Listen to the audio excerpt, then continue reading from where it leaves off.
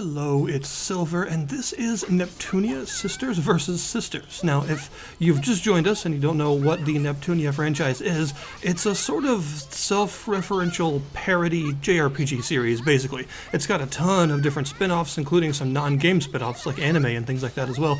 But at its heart, it is about the games industry, and in fact, the world of the game is actually called game industry. And all of the characters represent different consoles and other things like that. So the whole thing is very much like a parody, a pastiche of like the console wars and other things like that.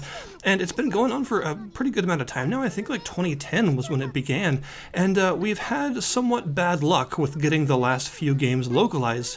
So this is actually the first game in several years that's actually been officially localized in English and come out of Japan.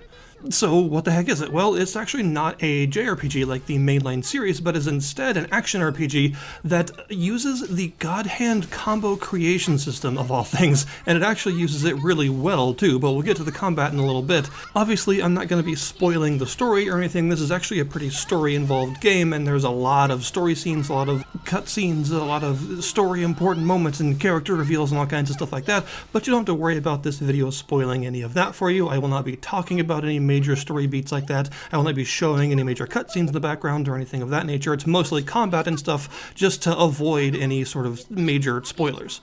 But the non-spoilery gist of the story here is that all of the goddesses and their sisters are at war with a familiar enemy who is bringing some smartphone-related nonsense into the games industry, and it goes about as well as you'd expect, and it is of course your job to figure out what her deal is and how to stop her. And in fact, there are a couple of original characters this time around, by which I mean there are new characters created for this game by people outside of the Neptunia franchise. So first off, you have Higurashi, a sort of prone to berserker warrior type that absolutely adores cute things and tries to kidnap some of the main characters, and is created by Ryukishi07, the guy that's known for making the Higurashi / Umineko games and other related media. I don't know a whole lot about those, but I know they exist, and that's where he's from. And the other new character is Shanghai Alice, who's actually created by Zun himself, the creator of Toho.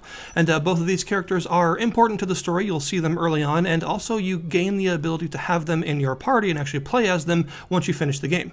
And there are loads and loads of different story scenes to follow, from major, like main story stuff, as well as a lot of side questy stuff. And there's the addition of this thing called Chirper, which is obviously like a Twitter XP, and it's where a lot of your other side quests come in. So you'll see the big map of the whole games industry that you have access to, and there'll be these differently colored dots that show you where different story events are happening right now. So there'll be like red and orange ones for the main story, and there'll be blue ones for side story stuff with other characters and things. And all those are optional, but you can choose to watch them if you want to, and I would recommend it because oftentimes they're pretty funny, and sometimes they can contain all sorts of other references and jokes that you may not have expected, because this, of course, has a lot of like internal video game and games industry related humor in it. There's even like a Shenmue 3 joke that I found and some other stuff like that. So you'll probably be surprised by all of the different stuff they reference, and all that stuff is kind of why I love the Neptunia franchise, because it's just very silly, and it's just a fun time, and you can tell the people that made it had a ton of fun sort of making fun of their own industry in various ways, and that's the sort of thing that's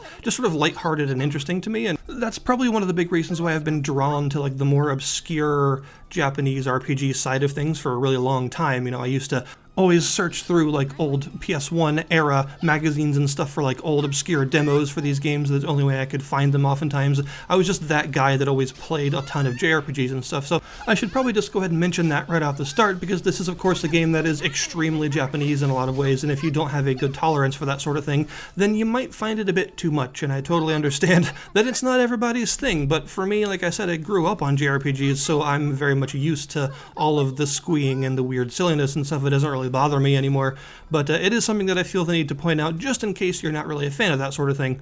But even though the story is actually pretty interesting for something that's technically like a parody universe, it's actually pretty involved, and the writing is, at least in my opinion, like above average for JRPG related stuff, and that's often kind of the case with Neptunia. In between its silliness and its making fun of itself and stuff, it actually has very competent writers on staff, so the story is actually kind of interesting and it's pretty good. But where the game really shines is its combat. So I mentioned that this game uses the Godhand combo creation system, and in fact it does. Every character has 2 different combo strings that you can customize yourself. You have a beginning attack that is picked from a small list of different combo openers that each character has. You will then have 3 different combo attacks after that that pull from a much larger list of different techniques that character will learn as they level up.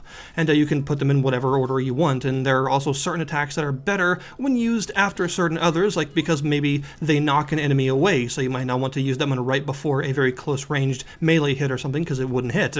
Or maybe there's an attack that gets a bonus if it's used after a power style attack, which have these red borders to let you know that they're power type. So you want to structure your combos in a way that that attack comes after a power related attack to make it stronger. And the whole thing is actually really fun, and honestly the combat is where the game shines the most because it's so open, action RPG, tons of moveset variety and things, while also being, colorful but challenging, right? It's bright and pretty, but it's not style over substance. A lot of the fights in this game are actually pretty difficult, and the boss fights in particular get pretty hard. So despite the fact the game is, of course, very cutesy and very colorful, it is not lacking in the challenge department. But in addition to your 2 different combos for each character that you can customize, you will also have an EXE attack, which is like a limit break. You build up this gauge halfway and you can use it whenever you need. It's very powerful, but it takes a while to build up the gauge. And you will also have 3 different tactical attacks. And these are interesting. Well, really they're tactical skills because not all of them are actually attacks. You have this purple gauge that fills up over time while you're in battle. It's relatively fast, but it's not like super fast. And once it's full, you can press the Y button or combine up or down with the Y button to use one of your 3 bound tactical skills, and each character will learn more than 3 of them, so you'll be able to switch them out just like you can your other combos. And these can be anything from very flashy, high hit count attacks that are good for building up combos for extra damage bonus, to like party-wide buffs, like big attack and defense buffs and some other stuff like that. So there are a lot of different ones to use, and that overall means that every character has a lot of combat variety. You have all those different attacks to choose from, you've got your big EXE drive, and of course the 3 tactical skills. I should also mention that the tactical gauge in battle can also be expended for using a consumable item, which means you can't use consumables all the time in this game. So in exchange, they're very powerful in general. Pretty much all consumables you can use are, but you gotta wait until that tactical gauge is filled up in order to use one.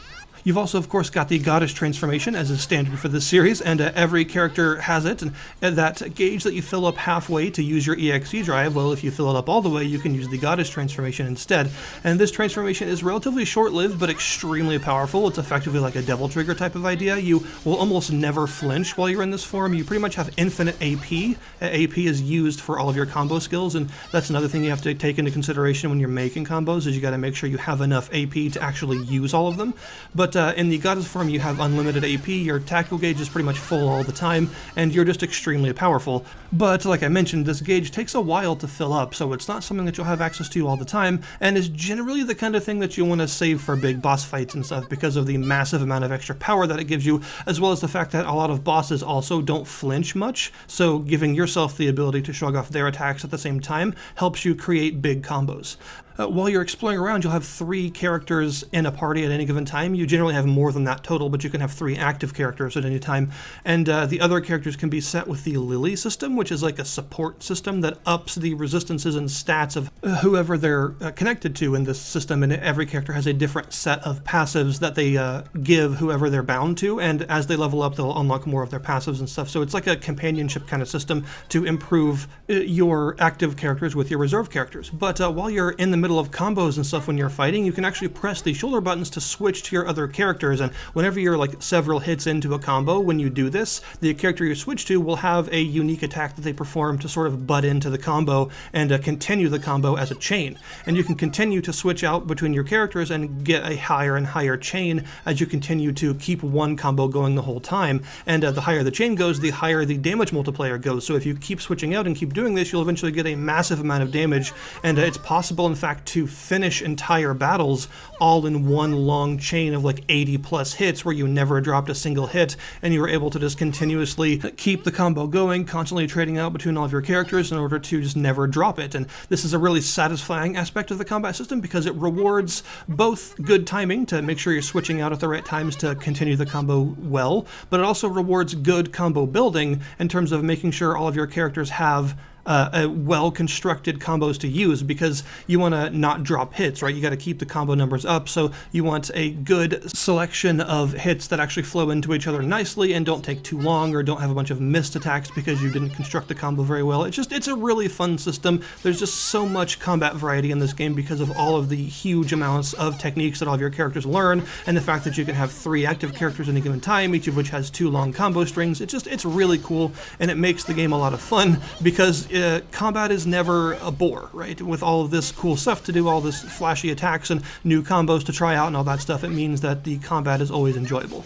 There's also the disc system, which is unique to this game. Every character can equip 4 discs, and discs are like accessories in other JRPGs. Basically, they're like passive effects, except they're extremely strong, and you actually have to develop discs by going into the disc development menu, selecting a genre, like a video game genre, selecting an item. You will find all sorts of disc support items as you explore from treasure chests and breakable crates and stuff like that, and you also select a person to support the disc creation, and each person has a different sort of genre preference, as well as different passive effects they can add to the completed disc. And then once you select this, you expend some disc coins, which you mostly get from completing battles, and the disc will then be in creation for a number of real minutes, and once the disc is done, you can pop it out of the oven and see what you got. And you're meant to just have 4 discs cooking at any given time, because you can have up to 4 currently in the works, all selected from various different support characters and other stuff like that. This is another place that chirper thing comes in, by the way, because a lot of the chirper side quests, when you complete them, they give you new support NPCs to use in disc creation with new powers and stuff. And once the disc is done, like I said, every character can equip 4 of them, and they all have like silly video game parody names and things like that, and they tend to be really cool, and some of the effects are really powerful. Like, for instance, drastically increasing the amount of time you can be in goddess form, or giving yourself combo striping, which allows you to switch out between both of your different combo tracks. Instead of being stuck to one once you start it, you can actually trade off between both, which gives you a massive amount of extra variety and versatility on that character. Some discs will also have something called combo looping, which restarts a combo back at its 2nd hit right after you do the 4th hit, so you can continuously keep it going. And if you combine combo striping and combo looping, you basically have a character that can navigate their combo ladder however you want, and as long as you have enough AP, you can just continually, infinitely use these combos, basically, because you never actually have to stop, and it's really fun. And that also means that in goddess form, you basically have infinite combos available to you. But in addition to the discs, every character can also equip a weapon, and the weapon you have equipped is very important because they tend to boost your stats a lot. This is a game where stats matter a ton, and like 5 levels worth of stats is actually pretty huge, so levels matter a lot as well. And you can also equip a piece of armor for various defensive stats. Now, there are also 3 accessory slots, although these are not your usual JRPG accessories. Like I mentioned, that role is pretty much taken up by the discs. Instead, these are purely cosmetic, and you'll find them all around the place while you're exploring. There are tons and tons of them, and I really like the accessory system in this game because it's really in-depth visual customization that you don't have to pay for. And in the current state of the games industry, I think it's honestly worth praising whenever a developer allows this much visual customization without microtransactions. And yeah, so it's fun to just be able to collect all sorts of various accessories from crates and chests and stuff, and you can customize a lot about them. You can just plop them wherever they land on your character normally, but you can also individually manipulate them to make them wherever. So you can move and rotate them, put them on different layers and stuff. You can change their size. You can just do a whole bunch of stuff with them, and the fact that you've got 3 different slots for these means you can really heavily customize your character's looks. And like I said, I just really appreciate having this much visual customization available to us simply by playing the game. It's kind of sad that that's actually worth commending, but it is. And there's also a fair amount of other like costumes and stuff that you can unlock for the characters as you play through as well. So honestly, I think this is a bit of a triumphant return for the Neptunia series to the West, because it's a really solid game with a very fun combat system. It uses that Godhand combo creation system that almost no other game has ever used, despite it being such a cool and interesting idea. You know, there are only just a couple of other games that have ever tried anything like it, so I'm still at that stage where anytime a game uses it, I immediately want to play that game, because Godhand was amazing, and anything that takes lessons from it is something that I want to try out. So that's my thoughts on the game. I think it's definitely worth picking up because it's a really solid return for a beloved niche RPG franchise that I would like to continue to see more from. So thank you guys very much for watching. I will put a link in the description below this video to the Steam store page for this game if you wish to check it out. It will be available starting tomorrow at the time this video goes up, so go nuts. I'll see you guys next time.